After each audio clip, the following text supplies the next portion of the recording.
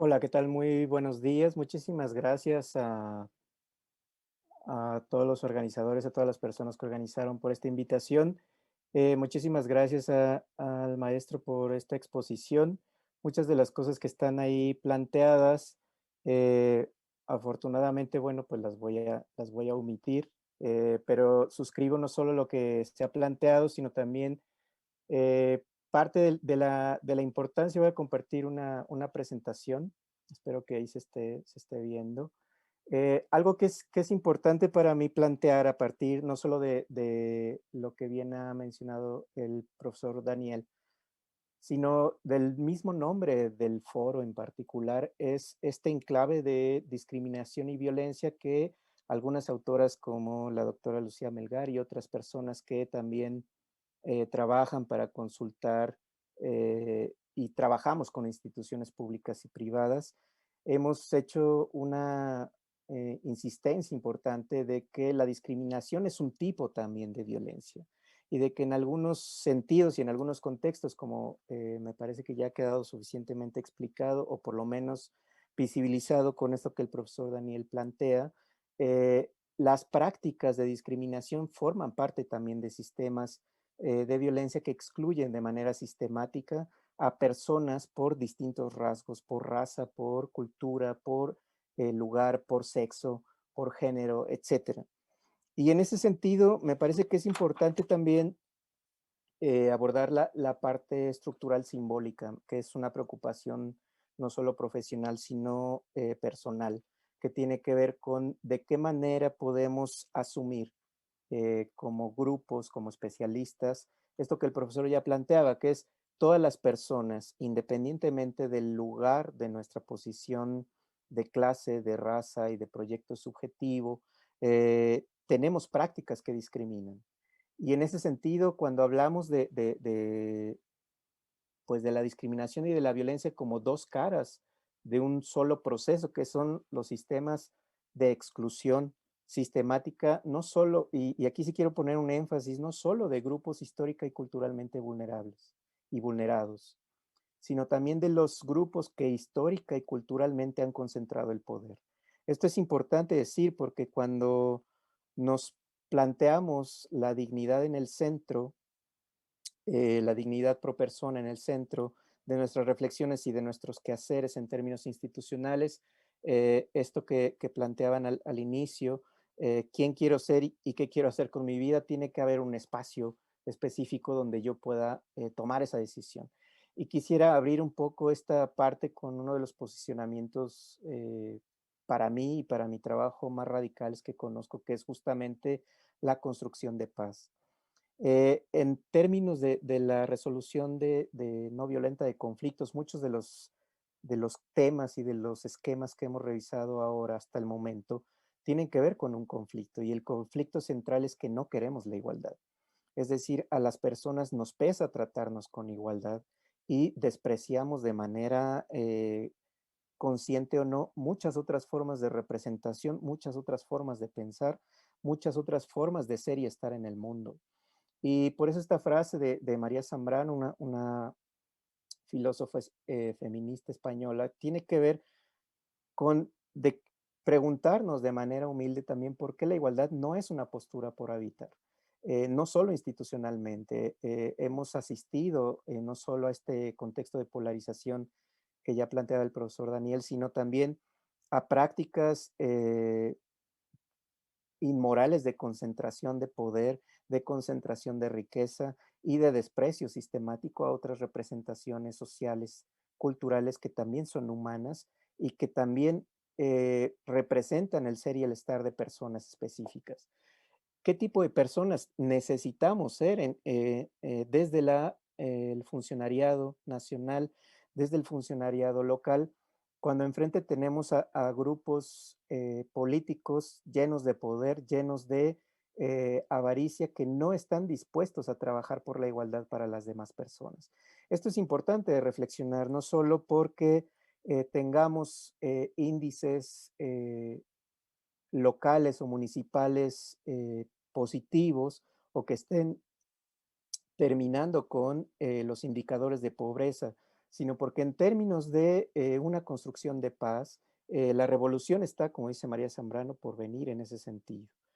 Quiero recurrir y apoyarme un poco también de una definición de discriminación de Rodríguez Cepeda que me gusta mucho y que justamente yo aprendí trabajando con equipos de trabajo en COPRED y temas que tienen que ver con la discriminación, poniendo el foco en las conductas que están justamente culturalmente fundadas y que socialmente están extendidas, como bien ya lo expuso el profesor Daniel. ¿Quién va a trabajar, digamos, qué estrategias públicas vamos a hacer para intervenir en procesos con grupos que están concentrando el poder? ¿Qué vamos a hacer con los empresarios? ¿Qué vamos a hacer con los grupos, digamos, de la iglesia reaccionarios que no quieren reconocer a las personas en su diversidad, que no quieren trabajar con el antagónico, que no están dispuestos a modificar sus prácticas y prejuicios y que se están especializando, y así lo quiero nombrar, en construir discursos de simulación que están especializándose, quizá sin darse cuenta, en ocultar las formas y los mecanismos de exclusión sistemática. Esto es importante cuando la ley nos plantea erradicar la forma a través de la cual, ya sea de manera intencional o no, limitamos y anulamos al otro, al diferente, al que no piensa como yo. Y en ese sentido, el estigma tiene que ver con habitar de manera fundamental la igualdad como un principio y como un valor. Y en ese sentido, cuando hablamos de discriminación, nos referimos evidentemente no solo, como decía el profesor, a conductas visibles, es decir, a las violencias directas, sino también a aquella dimensión cultural que está invisibilizada y que socialmente es aceptada por todas las personas que estamos acá. Muchas cosas podríamos hablar en términos de ejercicios de autocrítica. A mí me parece que la comunidad en general estamos viviendo un proceso no solo de antagonismo y de polarización, sino además de una profunda ausencia de posicionamientos críticos. Es decir, estamos viendo en el otro, en la otra, aquellas posiciones, aquellas desventajas sociales, políticas y culturales, y estamos perdiendo de vista que también la norma social aceptada no es neutra. Muchos de los modelos de referente de la política pública se hallan en esto que llamamos la norma y el orden de género imperante que plantean autoras como Marcela Lagarde, por ejemplo, que en términos de la discriminación por razones de género o de sexo, eh, perdemos de vista que estos posicionamientos eh, son de clase también, es decir, qué vamos a hacer con la clase, qué vamos a hacer con la aversión y con el desprecio sistemático, por ejemplo, a las posiciones y comunidades indígenas, qué vamos a hacer por ese desprecio inmerecido. Esa es un poco una pregunta que yo quiero recordar y traer un poco a colación este esquema pequeño que un sociólogo noruego como Johan Galtung plantea para representar la dinámica de la generación de la violencia directa, es decir, muchos de nuestros indicadores de discriminación se centran en estas violencias directas y de ahí que los comportamientos eh, son fundamentales, pero no solo en el gobierno, es decir, no solo cuando negamos servicios, no solo cuando negamos desde el gobierno espacios, sino también cuando negamos la existencia desde la cultura, desde la representación simbólica y por supuesto desde lo comunitario y desde nuestro día a día. ¿Qué tipo de actitudes están basadas en ideas culturales? Es algo que en mi trabajo con equipos de especialistas ha sido algo sorprendente. Muchos, inclusive muchos colegas que trabajan en la defensa de derechos humanos, y esto lo ha demostrado los movimientos MeToo de mujeres organizadas sobre temas lamentables y lacerantes como el acoso y el hostigamiento, hemos encontrado que personajes de muy alto reputación o pretendida reputación, de muy alta clase, de muy alta estima, con muy altos estudios, utilizan estos posicionamientos y estos lazos afectivos para ejercer un poder vertical sobre aquellas personas que están bajo su cargo, ya sean colegas de trabajo, ya sean mujeres que están en el equipo de trabajo, Y esto pasa por 2 puntos fundamentales que me parece que tendrían que estar, y es un poco,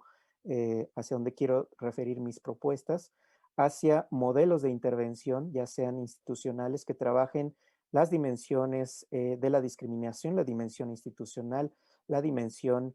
social y también la dimensión del territorio y de la comunidad, en identificar cuáles son nuestras necesidades de seguir manteniendo esquemas de discriminación, de seguir manteniendo esquemas que degradan y que jerarquizan otra vez y que subordinan a ciertas personas, a ciertos grupos sociales y a ciertas formas de pensar,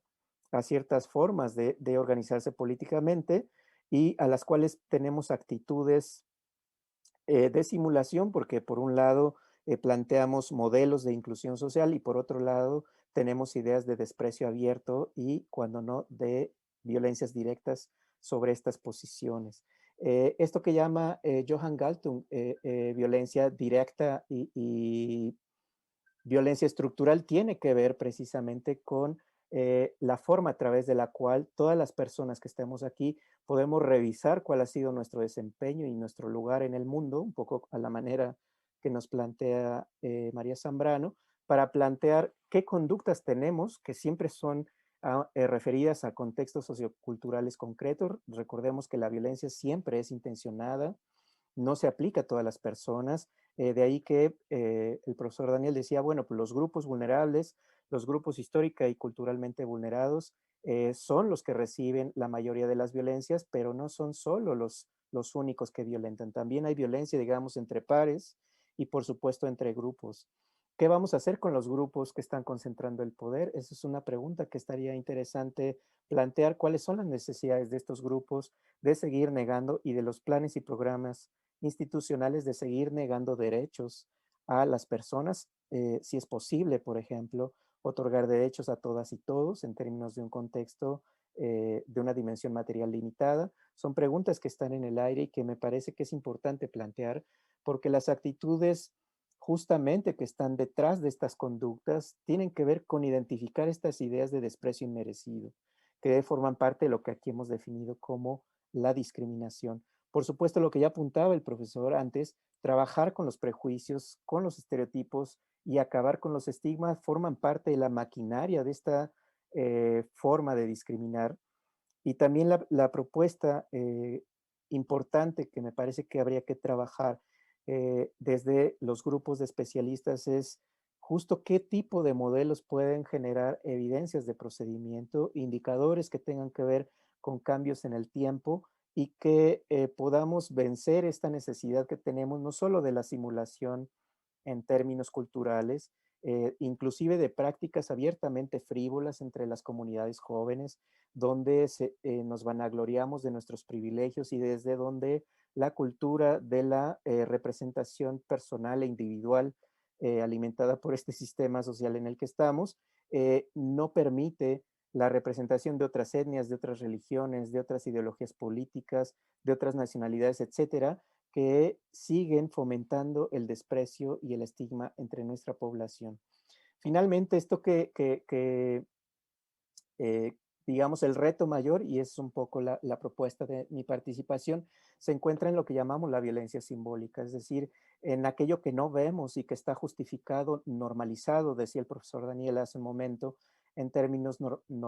normativos, en términos institucionales, pero también en términos de cultura institucional. Las relaciones de poder al interior de las instituciones, estas relaciones donde se reconfigura el abuso sistemático no solo para trabajadores del Estado, sino también para ciudadanía en concreto y de comunidades que están aisladas del el desarrollo, es un reto fundamental para los planes y programas que se construyan para erradicar la discriminación. Y finalmente, quisiera terminar un poco